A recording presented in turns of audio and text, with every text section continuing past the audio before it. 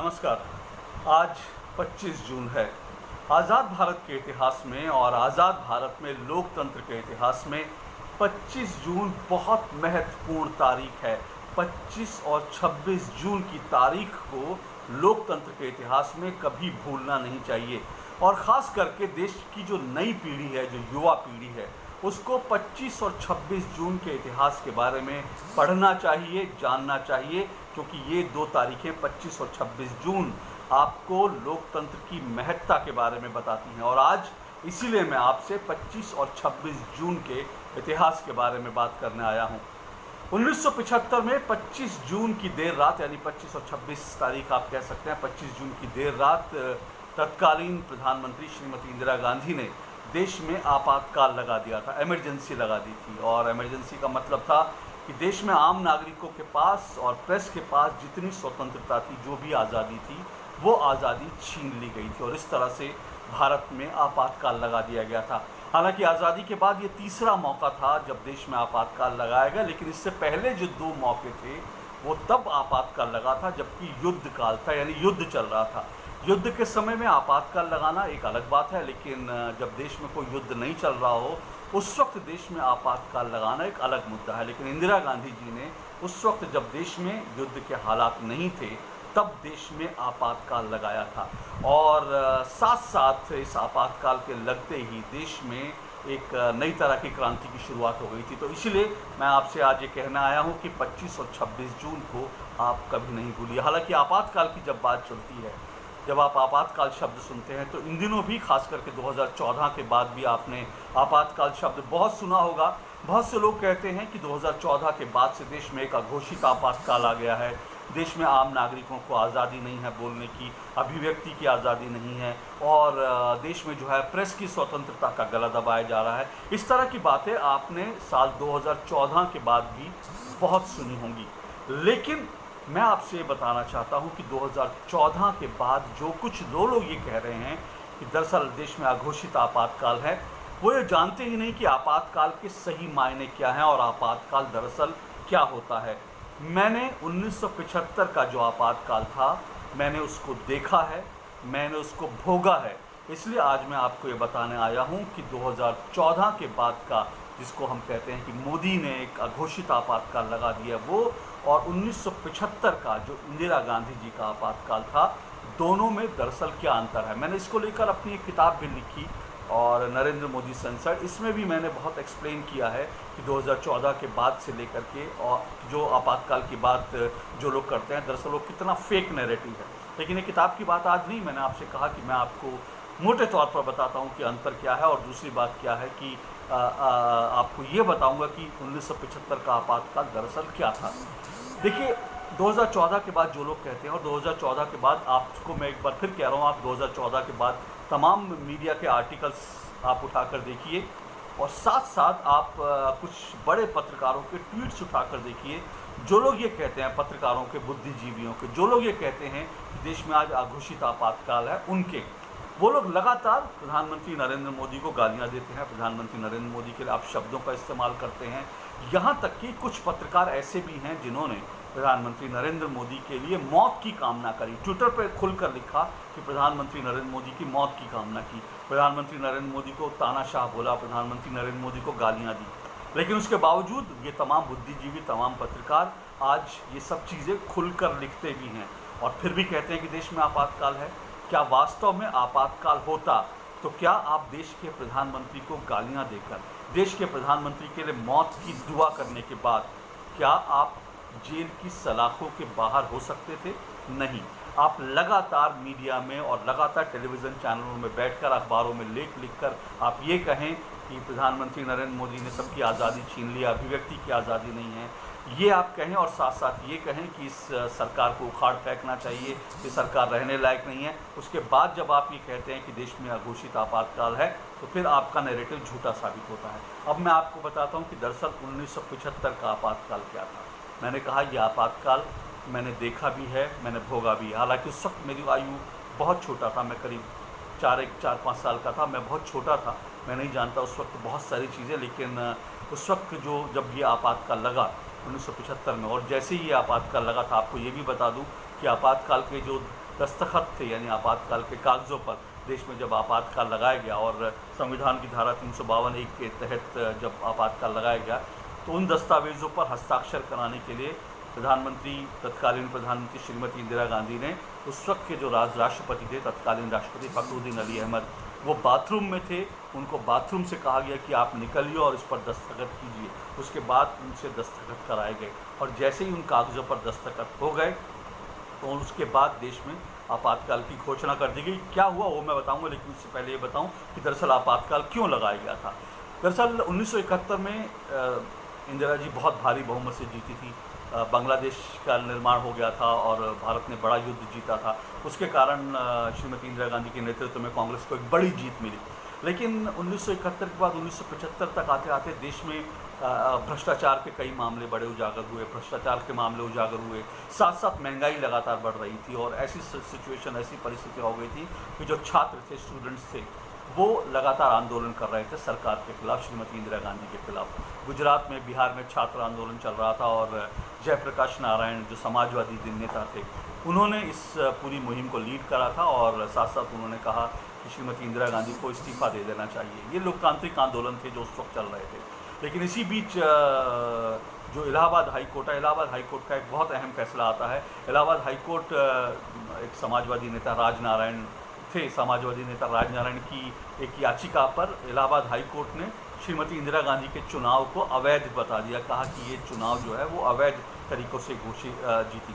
उसके बाद श्रीमती इंदिरा गांधी इस पूरे मामले को लेकर सुप्रीम कोर्ट में गई। सुप्रीम कोर्ट ने उस पर पूरी तरह से स्टे तो नहीं लगाया, कुछ शर्तों के साथ स्टे लगाया और कहा कि प्रधानमंत्री, जो तत्कालीन प्रधानमंत्री इंदिरा जी थी, उनको कहा कि भाई आप पूरी तरह से जो है तमाम शक्तियों का उपयोग नहीं कर सकती हैं। कुछ चीज़ों पर रोक लगा दी गई थी। इसके बाद श्रीमती इंदिरा गांधी गिर गई थी और इन सब माहौल के बीच उन्होंने देश में एकदम से आपातकाल लगा दिया। और जैसे ही आपातकाल लगाया, 25 तारीख को जब ये दस्तखत हुए कागज़ों पर, उसके बाद 25 तारीख की रात को बहादुर शाह जफ़र मार्ग, दिल्ली का बहादुर शाह जफ़र मार्ग, जहाँ तमाम अखबारों के दफ्तर हैं, वहाँ की बिजली काट दी गई। यानी कोई भी अखबार वहाँ से न निकलने पाए, कोई भी अखबार न छपने पाए। वो इसलिए उन तमाम अखबारों की बिजली काट दी गई। उस वक्त टेलीविज़न चैनल नहीं होते थे, सिर्फ एक दूरदर्शन था। दूरदर्शन पे जो कहना था वो सरकार कहती थी, लेकिन तमाम अखबारों की बिजली काट दी गई और अखबार प्रकाशित नहीं हो सके। रातों रात जो देश के जो तमाम विपक्षी नेता, बड़े विपक्षी नेता थे, उनको उनके घरों से उठा लिया गया। इसमें जयप्रकाश नारायण जी थे, अटल बिहारी वाजपेयी, जॉर्ज फर्नांडिस और इसके अलावा लाल कृष्ण आडवाणी, ऐसे तमाम बड़े नेता थे। उनको रातों रात घर से उठा लिया गया और उनको जेल में भेज दिया गया। और उसके बाद ये सिलसिला लगातार चलने लगा। यानी 25 तारीख के रात को जो सिलसिला शुरू हुआ वो लगातार देश में 2 साल तक चलता रहा। विपक्ष के जो तमाम नेता थे उनको गिरफ्तार किया जाता था। जो अखबार थे, तमाम अखबारों पर जो है इस तरह की पाबंदी लगा दी गई थी। एक अधिकारी नियुक्त कर दिया गया था सरकार की तरफ से और वो अधिकारी तय करता था कि अखबार में क्या छपेगा, क्या नहीं छपेगा। बगैर उस अधिकारी की अनुमति के अखबार कुछ भी छाप नहीं सकते थे। और इसके अलावा जो विपक्ष के तमाम नेता थे उनको जेल में डाल दिया गया था। जिन पत्रकारों ने आवाज़ उठाई आपातकाल के खिलाफ, उनको भी गिरफ्तार करके जेलों में डाल दिया गया। और इस तरह से देश में एक पार्टी की हुकूमत पूरी तरह से हो गई और कोई भी उसके विरोध में बोल नहीं सकता था, किसी को भी बोलने की इजाज़त नहीं थी। मैंने कहा मैं उस वक्त बहुत छोटा था, लेकिन मेरे पिताजी जो हैं वो इस तानाशाही के ख़िलाफ़ उन्होंने आवाज़ उठाई थी। मेरे पिता ने जब इस तानाशाही के ख़िलाफ़ आवाज़ उठाई तो मेरे पिता के नाम भी वारंट आया और एक दिन अचानक हमारे घर पर पुलिस आकर सुबह उसने दरवाजे के पास पुलिस आई सुबह 4-5 बजे मेरे पिताजी को गिरफ़्तार करने के लिए। लेकिन मेरे पिताजी दूसरे दरवाजे से, जो पीछे का दरवाज़ा था, उससे भाग गए, क्योंकि मेरी माँ ने कहा उनको कि आप भाग जाओ। क्योंकि उस वक्त जेल में जिन लोगों को गिरफ्तार किया जाता था, मीसा के वारंट के तहत जिनको गिरफ्तार किया जाता था, वो पॉलिटिकल नेता थे। उनको पॉलिटिकल तरीके से डील किया जाता था। लेकिन इसके अलावा जिन कार्यकर्ताओं को, जो पॉलिटिकल पार्टियों के कार्यकर्ता थे, जिनको गिरफ्तार किया जाता था, उनको जेल में तमाम तरह की यातनाएं दी जाती थी। उनको बुरी तरह से पुलिस पीटती थी। ऐसी भी जानकारी है और मैं खुद ऐसे परिवारों को जानता हूँ जिनके घर में लोगों को गिरफ्तार कर लिया गया। उनके हाथ इस तरह से रख के उसके ऊपर कुर्सी रख दी जाती थी, कुर्सी के पाए रख दिए जाते थे और उस कुर्सी पर पुलिस वाले बैठ जाते थे। इसके अलावा सिगरेट के जो बट था, सिगरेट के बट से जगह जगह पे जलाया जाता था लोगों को। इस तरह से यातनाएं जेल में दी जाती थी। तो इस तरह की यातनाएं लगातार दी जाती थी। कई लोग जेल में मर गए, लेकिन उस वक्त पुलिस को साफ निर्देश दिया गया था कि जो लोग भी मरेंगे उनकी रिपोर्ट नहीं होनी है। आपातकाल के दौरान देश में सैकड़ों लोगों को गिरफ्तार किया गया, लेकिन सही मायने में आज तक हमारे पास ये आंकड़ा नहीं है कि कितने लोग मारे गए, क्योंकि ये आंकड़ा उस वक्त जारी ही नहीं किया गया। सरकार ऐसी कोई रिपोर्ट दर्ज नहीं करती थी। तो मैंने कहा कि मेरे पिताजी पीछे के दरवाजे से भाग गए, लेकिन उसके बाद दिन रात पुलिस हमारे घर में आगे के दरवाजे पर, पीछे के दरवाजे पर दिन रात मेरी पुलिस लगातार बैठी रहती थी और मेरे पिता को गिरफ्तार करने के लिए पुलिस ने तमाम धरपकड़ जो है अभियान शुरू कर दिया था। लेकिन इस सब के बीच मेरे पिता भेष बदल करके इस तानाशाही के ख़िलाफ़ वो प्रदर्शन भी करते थे, वो पर्चे बांटते थे और इस तरह से वो इस तानाशाही के ख़िलाफ़ आवाज़ उठाते थे। लेकिन इसी बीच क्योंकि मेरे पिता फ़रार थे, घर के हालात बहुत ख़राब हो गए और उन दिनों क्योंकि मेरे पिता की जो नौकरी थी वो वहाँ नहीं जा रहे थे, सैलरी नहीं उठा पा रहे थे, तो घर में ऐसी नौबत आ गई कि हमारे घर में खाने के भी लाले पड़ गए थे।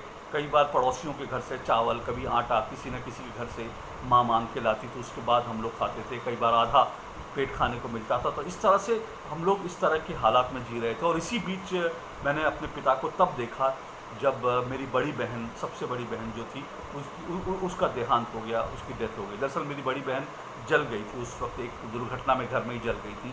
हालांकि वो जो जलना था वो ज़्यादा नहीं था, ज़्यादा प्रतिशत नहीं उनका जला था। लेकिन उसके बाद जो मुझे जानकारी मिली कि डॉक्टरों ने दरअसल मेरी बहन को खून जो है वो गला चढ़ा दिया था और ये ऐसा जानबूझ के किया गया था क्योंकि मेरे पिता उस वक्त एक जो सरकार की निगाहों में खटक रहे थे और मेरे पिता फ़रार थे और पुलिस उनको पकड़ने के लिए कर रही थी। इसलिए मेरी बहन को जो है नकली खून चढ़ा दिया गया। उसके कारण जो मेरी सबसे बड़ी बहन थी उनका देहांत हो गया, उनकी डेथ हो गई। तो इस तरह से बहुत सारे परिवारों में इस तरह की चीज़ें हुई होंगी। तो मैंने अपनी बड़ी बहन को खोया, मैंने वो बहुत बुरे दिन देखे।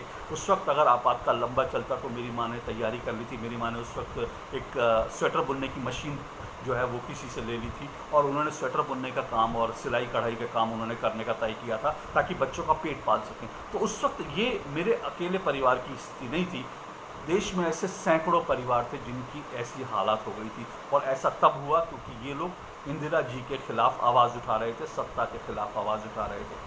क्या आज वो स्थिति है? क्या आज ऐसा ही है? और आज जो लोग नरेंद्र मोदी के ऊपर इस तरह के आरोप लगाते हैं, मैं आपको ये भी बता दूं, उस वक्त नरेंद्र मोदी जी की एक तस्वीर है जिसमें वो सिख बने हुए हैं। तो मोदी जी भी, उनके खिलाफ भी आपातकाल में वारंट था और वो भी लगातार आपातकाल के खिलाफ पर्चे बांटना और लोगों को जागरूक करने का काम और भेष बदल के आपातकाल के खिलाफ वो लड़ाई लड़ते थे। उसके बाद ये तमाम जो लड़ाई थी, इसके बाद, इस लड़ाई के बाद जो 21 महीने बाद मार्च 1977 में आपातकाल को हटाया गया, इस तमाम संघर्ष के बाद, और जब आपातकाल को हटाया गया उसके बाद 1977 में जो चुनाव हुए, उन चुनावों में पहली बार देश में आज़ादी के बाद पहली बार कांग्रेस चुनाव में बुरी तरह से हारी और जो तमाम विपक्षी पार्टियां थी वो जब एकजुट हो गई थी, जनता पार्टी बनाई उन्होंने। वो जनता पार्टी जो है वो सत्ता में आई, केंद्र में सत्ता में आई। उसके बाद वो सरकार बहुत जल्दी गिर गई। वो सब कहानियों में आज का इसका संदर्भ नहीं है, लेकिन मैं आपको सिर्फ ये बता रहा हूँ कि उस वक्त आपातकाल में ऐसे दिन थे, लोगों के खिलाफ, कोई पुलिस के खिलाफ, कोई इंदिरा जी के खिलाफ अगर कोई बोलता था उसको उठाकर जेल की सलाखों में डाल दिया जाता था, पुलिस पीटती थी, यातनाएं देती थी। क्या आज ऐसा होता है? क्या आज इस तरह से है कि जो लोग सरकार के खिलाफ लिख रहे हैं उनको जो है जेल के अंदर डाल दिया जाता है? कुछ लोग कहते हैं छात्रों का आज का आंदोलन जो है, चाहे JNU में हुआ, जामिया में हुआ, वो भी तो सरकार के खिलाफ था, उसमें लोगों की गिरफ्तारियां हो रही हैं। लेकिन वो जो गिरफ्तारियां वो सरकार के खिलाफ बोलने के नहीं, बल्कि वो गिरफ्तारियां दिल्ली में जो दंगे हुए और जो दंगे जो देश को तोड़ने के लिए कोशिश हुई उसके खिलाफ हुआ। 1975 में ऐसा नहीं था। वो लोग सिर्फ ये कह रहे थे, इंदिरा जी जिनके चुनाव को देश की अदालत ने उनके चुनाव को कह दिया था कि आपका चुनाव सही नहीं है, उस उस अदालत के आदेश को मानने के लिए लोग कह रहे थे कि इंदिरा जी उस अदालत के आदेश को माने, लेकिन लोकतांत्रिक तरीके से तमाम आंदोलन चल रहे थे। लेकिन आज जो लोग कहते हैं कि देश में आपातकाल है, ये वो लोग हैं जिन्होंने दरअसल आपातकाल देखा नहीं, भोगा नहीं। इनके लिए आपातकाल कहना बहुत आसान है, ये कहना इनके लिए बहुत आसान है कि देखिए देश में आपातकाल है। आप एक तरफ सरकार को गाली भी देते रहते हो, एक तरफ आप देश के प्रधानमंत्री के मरने की दुआ मांगते हो, प्रधानमंत्री को गाली देते हो, उनके खिलाफ अखबार में, टेलीविज़न में लिखते हो, और उसके बाद ये कहते हो कि देश में आपातकाल है। ये डबल स्टैंडर्ड हैं। अगर आपको बोलने की आज़ादी है, आप इस देश के प्रधानमंत्री का विरोध कर सकते हैं, तो देश में अघोषित आपातकाल नहीं है, क्योंकि 1975 में जो असली आपातकाल था, उसमें अगर आप ऐसी कुछ भी कोशिश करते या सोचते तो उस वक्त आपको जेल में डाल दिया जाता। एक बात और बता दूं, मैं आपको ये भी बता दूं, उस वक्त सिर्फ पत्रकारों पर, सिर्फ राजनीतिक कार्यकर्ताओं पर नहीं, बल्कि फिल्म वालों पर भी कई तरह के प्रतिबंध लगा दिए गए थे। कई लोग फिल्मों में जो सरकार के खिलाफ बोलने की कोशिश करते थे, उनकी फिल्में बंद कर दी जाती थी। देवानंद साहब उस समय खड़े हुए थे आपातकाल के खिलाफ और इंदिरा जी के खिलाफ, उनकी फिल्में दिखाने पर प्रतिबंध लग गया था। किशोर कुमार के ऊपर कई तरह के प्रतिबंध लगाए गए थे। इस तरह से कई चीज़ें थी जहाँ पर प्रतिबंध लगाए गए थे। तो आज अगर हम लोकतंत्र में खुली आज़ादी के साथ रह रहे हैं, खुली हवा में लोकतंत्र में सांस ले सकते हैं, तो दरअसल इसलिए क्योंकि 1975 के आपातकाल के खिलाफ जिन लोगों ने संघर्ष किया, वो संघर्ष कामयाब रहा और देश में एक बार फिर से लोकतंत्र की वापसी हुई। क्योंकि अगर आप चुनाव आप में वोट दे सकते हैं, आप तय कर सकते हैं आपकी सरकार कौन सी होगी, और आप ये तय कर सकते हैं, सरकार के खिलाफ आप लेख लिख सकते हैं, टेलीविज़न पर बोल सकते हैं, तो देश में आपातकाल नहीं है। लेकिन देश में जो आपातकाल था, उस वक्त इस तरह की अनुमति किसी को भी नहीं थी। मैंने आपातकाल देखा है, भोगा है, इसलिए आपको बता रहा हूँ कि जो वो आपातकाल था उसको कभी भूलिए मत, क्योंकि वो संघर्ष देश की आज़ादी की लड़ाई के बाद दूसरा संघर्ष, बड़ा संघर्ष था, जो इस देश को जो इस देश में लोकतंत्र को बचाने के लिए किया गया, इस देश को बचाने के लिए किया गया। आज के लिए इतना ही, इजाज़त दीजिए, नमस्कार।